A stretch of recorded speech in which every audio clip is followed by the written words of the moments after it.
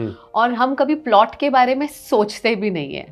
हम ले लेंगे स्टूडियो अपार्टमेंट, एक 1 बेडरूम 2 बेडरूम, अगर बहुत पैसा कमा लिया तो ज्यादातर लोग 3 बेडरूम तक ही सीमित रहते हैं। फ्लैट में आपको 2 चीजों का पैसा देना है, जमीन का, घर बनाने का। तो जमीन तो आपके नाम हुई नहीं है, अब आपको पैसा देना है उस कंकड़ पत्थर का। तो उसका पैसा फ्यूचर में बढ़ेगा क्या, ये डाउटफुल है।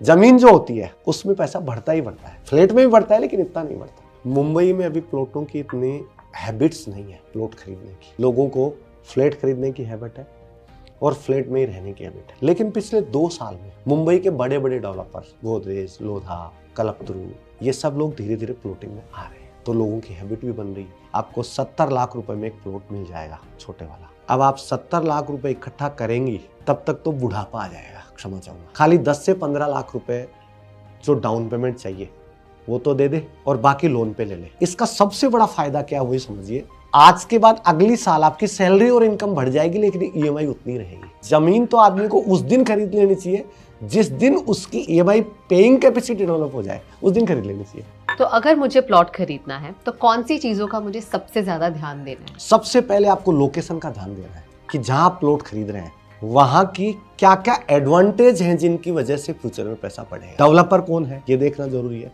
कि वो टाइम पे डिलीवरी देता है क्या, क्योंकि आपने प्लॉट तो ले लिया, आपको डिलीवरी 10 साल बाद या 5 साल बाद या 2 साल बाद मिले। लीगल टाइटल कैसा है ये देखने की जरूरत है।